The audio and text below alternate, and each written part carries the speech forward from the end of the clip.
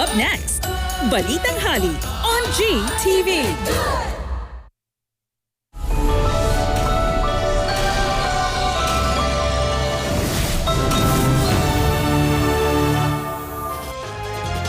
Magandang tanghali po. Oras na para sa maiinit na balita.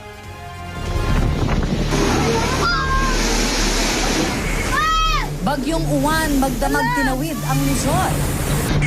Sa paglabas nito sa kalupaan ng bansa, matinding pinsala ang tumambad. 2 na iulat na nasawi. Oh no!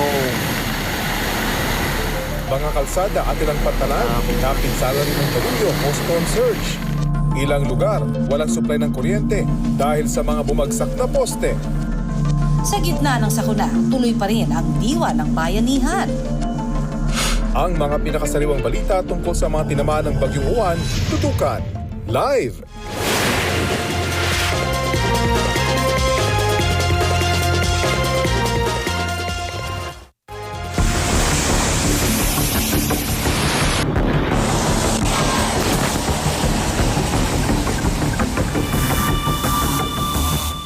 Nakabantay po ang GMA Integrated News sa latest tungkol sa Bagyong Uwan na nanalasa sa malaking bahagi ng Luzon. Mula rito sa Tagudin, Ilocos Sur, ihahatid ko ang pinakasariwang balita sa epekto ng Bagyong Uwan. At live nga tayo dito sa dalampasigan ng Barangay Libtong, dito sa Barangay